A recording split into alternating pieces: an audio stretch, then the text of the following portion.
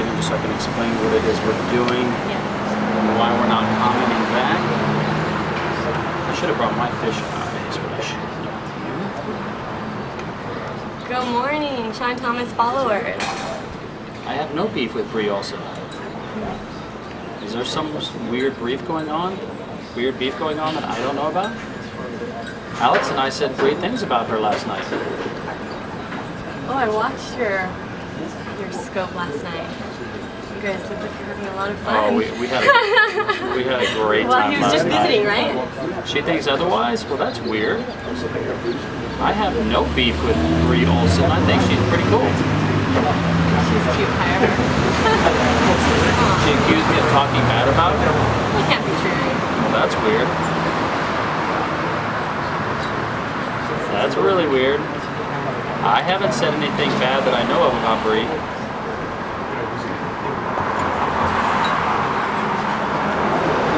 She certainly doesn't need to waste her time talking about me, though.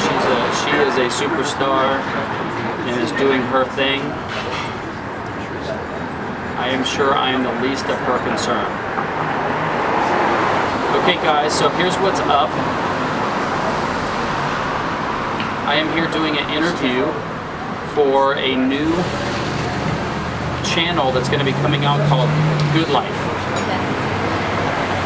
And why don't you explain what Good Life is? Why don't you explain what it is? Who you are, what Good Life is, what the channel is going to be dedicated to.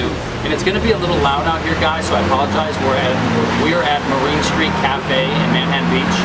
This is my favorite little coffee shop and little breakfast shop here in Manhattan Beach. It's called Marine Street Cafe.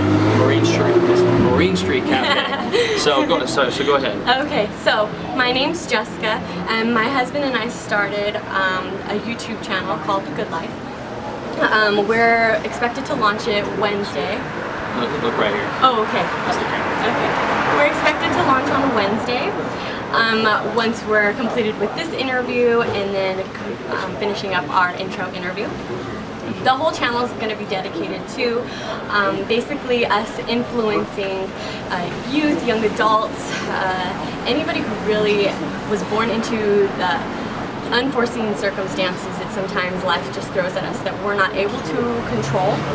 So our purpose is to show the average person, hey, you don't have to follow your neighbor's footsteps, your uncle who's been in and out of jail footsteps, anything like that. There's always an alternative route. We have all these wonderful people like Shawn Thomas who went from zero to a millionaire status, in which we hope that everybody can find that that's graspable. And for somebody of our nature, where we grew up in Los Angeles County, so of course not always the top notch, not in the Beverly Hills section. So we were into the public school districts and seen life and experienced life a lot earlier than what normal children should. So the whole purpose is for us to allow children that were raised just like us and born into circumstance to be able to have a fighting chance, given great content and the right content without all the bad mumbo jumbo that sometimes gets thrown in when people lose their focus on actually creating the good life. So that's an overall, in a nutshell, of what it is. When we do our intro video on the channel that we'll push out on Wednesday, it'll include everything from top to bottom in detail of what exactly we're doing, why we started, and all that kind of stuff. Yeah, but basically the whole goal of The Good Life is to help steer people towards positive influences in the world. With social media, there's a lot of good things and there's a lot of bad things. And The Good Life is going to be interviewing and meeting with people and showing and promoting the people that are actually doing good in the world. So it's going to serve as one resource of many that are all about the purpose of creating a positive and continuing the positive ripple in the world. All right? So we're not going to be able to answer any questions for you guys for a while because I'm actually going to be on camera here. They have a camera set up to be able to do an interview. I'll show you guys what it looks like so you guys can kind of feel what it is. This is the owner of Marine Street Cafe right here. Hey. Just a great worker. Great worker. Been very helpful. She's the styler, all right. And here's the camera set up with Joe. And as you can see, we're right on the corner here. We are reach around you. The beach is right over there. So we're sitting on an outside booth here at Marine Street Cafe, getting ready to do this interview. So I'm not going to be able to take questions while we are talking. I'm just letting you guys be a little bit involved in my life to show you some of the other things and other people that are doing some positive things in the world, okay? This is not affiliated with Mr. Good Life on Instagram. Do you have an Instagram that you're doing as well? Yes, we don't have anything in place at the exact moment. Okay, so they do not have an Instagram account yet, you guys. They do not have an Instagram. So when they come out with a Instagram account, it will be on their YouTube channel. What's the name of the YouTube channel? It's The Good Life. The Good Life on YouTube. The Good Life on YouTube. Yes, and we will open it up to anybody that if you know your grandmother's friend who has had such a great impact on the community, anything like that. We definitely want you guys to outreach to us and we can connect with them.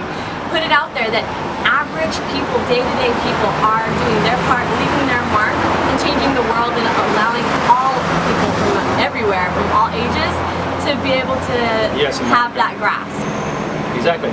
Okay, so we're going to get this interview started. After the interview's done, guys, I'll do a little bit of a Q&A once I get back up to the house. I'm like 2 blocks from my house, or actually a block from my house. So once we get done with this interview, I'm going to go up and have some breakfast, and then I'll do my normal Q&A session. But for right now, we're not going to answer any questions, so don't think that we're trying to ignore you guys, but we're staying focused on the camera that's up here. All right? And also, if you wanted to connect with us outside of the channel, we will have our Gmail account that is leaveyourmark20152015@gmail.com. You guys can also submit information that way. Okay, so we're gonna get started. All right, here we go. Okay, so good morning. We're here in Manhattan Beach, California at Marine Street Cafe with Ask a Millionaire, Shawn Thomas. So we're here on the Good Life channel, and please join us as we find out how he went from breaking the mold completely to having his life full of pure bliss. So Shawn, thank you so much for being a part of this for us and being our very first interview. Super stoked. Pleasure, my pleasure. So our first question, where were you in life exactly when you decided to take that first plunge of faith to change your life from poor to, okay, I'm gonna do something now? So I think that in a lot of people's lives like myself that are self-made and don't come from money, it's not really one instance usually. There's not one instance that says, hey, I want to break the mold from going from poor to rich or non-successful to successful. You're kind of at an early age, you just have that desire. You've got that emotion in there. So it's not necessarily the mindset of I want to break that change, and there was one specific instance that actually for me made me change. What happened for me was I got tired of being in the position I was in life. I got tired of being broke. I got tired of self-sabotaging my own life. What happened is I was always a personable guy. I always could make sales. If I ever got myself in a situation where I was living paycheck to paycheck, I could always find a way to get out of it. I got tired of that rat race, if you will. What I tell people today is I got very comfortable at surviving. And what I try to tell people now that I got out of that particular platform of survival, I actually started creating a new foundation and a new bottom level. Okay. So I created a new level and made that. So I like to liken it to this. Let's say, for instance, you have a fitness goal, and right now you're 200 pounds, and you stay in this yo-yo of 195 to 205, and you're sick of that thing. What you do is you work your butt off to create a new level of a foundation in your life to where you decrease that weight to 180. Yes. And then you make that your high weight. And you say, okay, now it's 180, and when you get to 185, you start losing weight, not waiting until you get to 205. So you create this new foundation in your life so that you're no longer surviving. And each and every time you do that, you're creating a new level in your life. You could do the same thing with your career. You might start off at entry level, making minimum wage, but every time you you want to interview for the next level up in the position, you don't go lateral. You always make sure you're taking that next level up to increase your wage and increase your skill, so that on your resume you keep going up. Yes. And employers will see that as a pattern. So for me, I got tired of living in survival mode, and I finally just said, forget this. And there wasn't one act or one thing that did that. That did the trigger. It just got tiresome. 10 years of living in this state of self-sabotage, entitlement, and broke. And I finally just said, forget this. I'm going to start a traditional business, and I'm going to make it happen. So I did all the business cliches that they tell you to do in every inspirational quote on Instagram and Facebook. So that's what I did. Perfect, perfect. Now, would you consider at that point, was that your rock bottom type of place where that was just it? I'm going to go ahead and continue to move forward and nothing's going to stop me? Yeah, you know, I lived at what I would call them my 20s, my lost years, from 23 to 30 or so. I call my lost decade almost. The lost boys? Yeah, it was, I never hit rock bottom. I mean, I claimed bankruptcy when I was 25, but I still didn't even consider that rock bottom. I never looked back at my life and go, at what point was I rock bottom? I mean, I had some times in my life where all I had in the refrigerator was ketchup and mustard.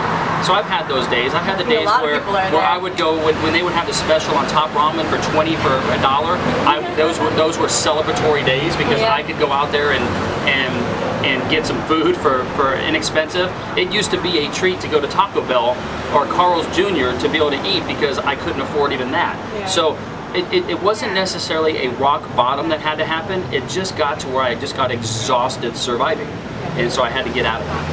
Perfect, perfect. Now, when you were going through this whole transition, did you have a lot of setback or pushback from important people to you at that time that were saying,